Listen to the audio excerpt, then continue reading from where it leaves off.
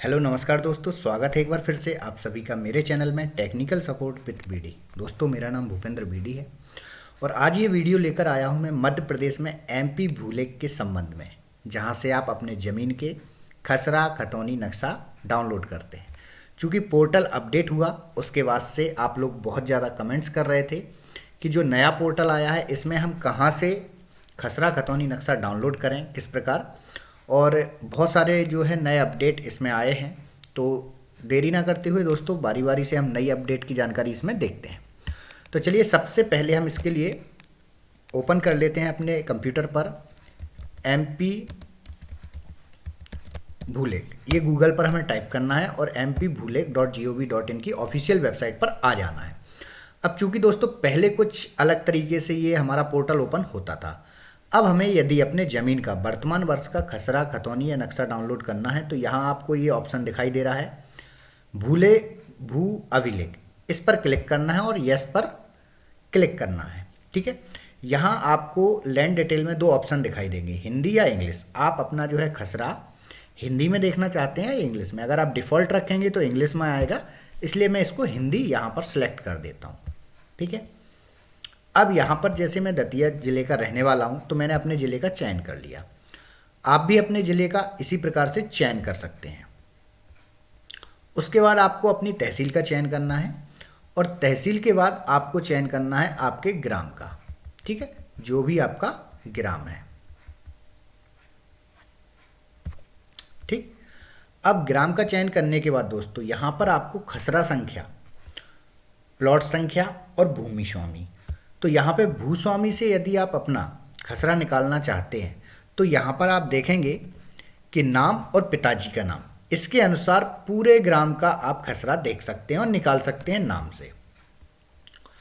तो यहाँ पर हम नाम से ना निकाल के, हमें पता है हमारे ज़मीन का खसरा नंबर क्या है, तो हम खसरा नंबर से जो है अपने ज़मीन का रिकॉर्ड देखना चाहते हैं।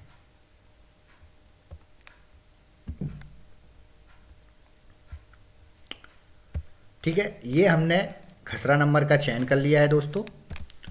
अब यहाँ पर जो कैप्च कोड हमें दिखाई दे रहा था, इसको हम इसमें कैप्च कोड को फिल कर देंगे। अब विवरण देखने पे हम इस पर क्लिक करते हैं। ठीक है,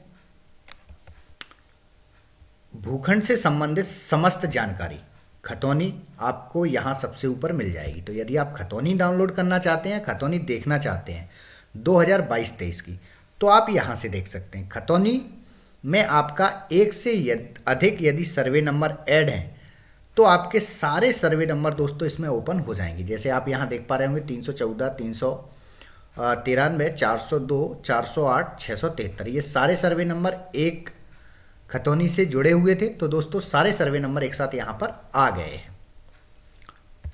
अब यदि हम बात करें इस पर्टिकुलर खसरा की, जो सर्वे नंबर हमने सेलेक्ट किया था, हमें यदि उसी सर्वे नंबर का यानी 393 का खसरा निकालना है तो यहाँ पे ये जो भूभाग का विवरण प्लस वाला बटन दिख रहा है, इस पर हम क्लिक करेंगे। अब हम 314 वाले के सामने यहाँ पर खसरा देखें पर आई बटन आपको दिखाई दे रहा होगा, एक आंख बनी हुई, तो इस पर हम क्लिक करते हैं जैसे ही, तो उसका खसरा हमारे सामने ओपन हो जाता है। ठीक है, ये खसरा हमारे सामने ओपन हो गया। अब यहाँ पर खसरा में दोस्तों बहुत सारी चीज़ें हैं जो आपको पता नहीं रहती हैं, तो इस वीडियो में आपको वो सारी चीज़ें आपको जानकारी मिलने वाली है।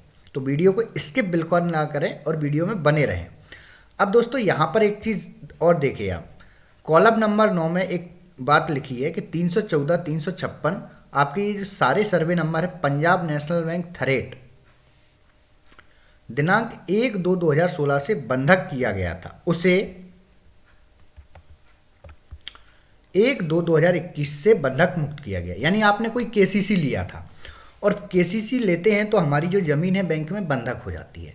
जब हम उस केसीसी को फिलअप कर देते हैं तो वही बैंक वाले एक रिक्वेस्ट डालते हैं पटवारी आईडी पर, वहाँ से पटवारी उस रिक्वेस्ट को आगे बढ़ाते हैं तहसीलदार आईडी पर, वहाँ से तहसीलदार महोदय जब उस रिक्वेस्ट को एक्सेप्ट करते हैं तो आपकी ज़मीन बंधक मुक्त की जाती है। यानी बैंक में अब किसी प्रकार का आपका कोई लेन देन नहीं रह गया। दूसरा दोस्तों, एक 12 नंबर कॉलम होता है। इस 12 नंबर कॉलम में आपको देखने को मिलता है कि इस ज़मीन में, आपकी ज़मीन में न्यायालय के द्वारा कोई आदेश अगर पारित किया गया है तो उस आदेश से संबंधित यहाँ आपको जानकारी मिल जाती है कि वो आदेश कब पारित किया गया और उस आदेश को इसमें कब अमल किया गया। यानी कि ये यहाँ पर 2020-21 का कोई आदेश है जो 5/4/2021 को हुआ था और उसके अनुसार ये प्रविष्टि हमारे खसरा में आई है। इसी प्रकार यदि आपके खसरा में 12 नंबर कॉलम में कोई आदेश का प्रकरण आपको दिखाई दे रहा है तो उसका ये मतलब होता है कि आपके खसरा में किसी प्रकार की एंट्री की गई है उस आदेश के अनुसार।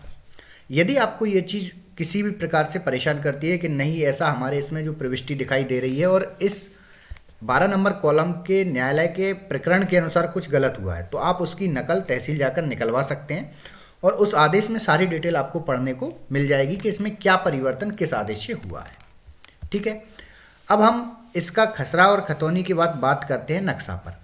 तो यहाँ पर खसरा के जस्ट बगल से आपको एक ऑप्शन दिखेगा नक्शा देखें। यहाँ पर भी एक आई बटन है, इस पर आप क्लिक कर देंगे। तो जैसे ही आप इस पर क्लिक करते हैं तो आपके सामने आपके जो है खसरा नंबर का खसरा नक्शा डाउनलोड हो जाएगा। ठीक है, ये तो थी दोस्तों जानकारी भूभाग के विवरण की। अब हम बात करते हैं यहाँ भूमि स्वामी विवरण का। अब यहाँ पर चूंकि धनीराम एक सिंगल खातेदार हैं इसलिए इनका जो है विवरण सिंगल व्यक्ति के रूप में दिखाई दे रही है। यदि यही प्लॉटिंग की जमीन होती तो यहाँ पर सभी लोगों का नाम और हिस्सा ओपन होकर दिखाई दे जाता कि इसमें कितने खातेदार हैं। अब भूमि स्वामी का प्रभार देखिए, यहाँ पे आपकी किसी भी प्रकार का बैंक से कोई ऋण लिया हुआ है, भूमि बंधक है, वो सारी डिटेल आपको भूमि प्रभार विवरण में दिखाई दे जाएगी। भूमि के अन्य विवरण यानी कि आपकी गिरदावरी की डिटेल दोस्तों भूमि के अन्य विवरण में दिखाई दे जाएगी कि आपके खेत में क्या फसल चढ़ाई गई थी, वो भी आपको यहाँ पे मिल जाएगी। खसरा परिवर्तन में कोई आपका किसी भी प्रकार से कोई परिवर्तन हुआ है तो उसकी टिप्पणी आप यहाँ पर देख पाएंगे 12 नंबर कॉलम की। आपका भू राजस्व कितना है और आपने उसमें भू राजस्व यदि फिलअप कर दिया है तो वो भी दिखाई देगा। वर्तमान राशि आपकी कितनी रह गई है वो भी यहाँ पर देखने को मिल जाएगी। न्यायालय में यदि आपने किसी भी प्रकार से किसी की जमानत दी है तो वो भी इसकी एंट्री आपको यहाँ पर दिख जाएगी।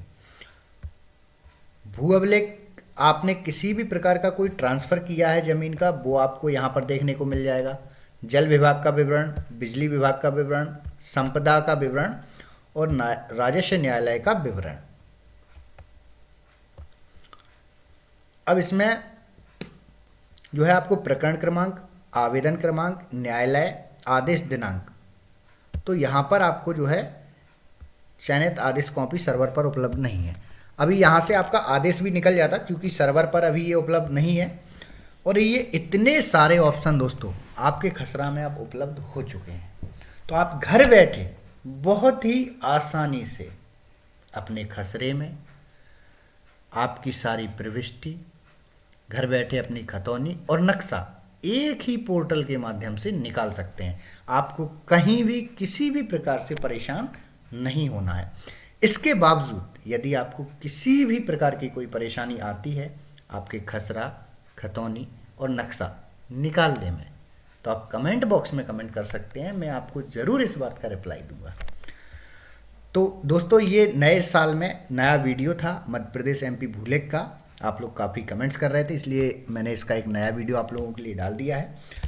तो उम्मीद करता हूँ आपको ये वीडियो पसंद आया होगा। यदि वीडियो पसंद आया हो तो वीडियो को लाइक, शेयर और चैनल को सब्सक्राइब अवश्य कर दें। धन्यवाद दोस्तों, मिलते हैं अगले वीडियो में।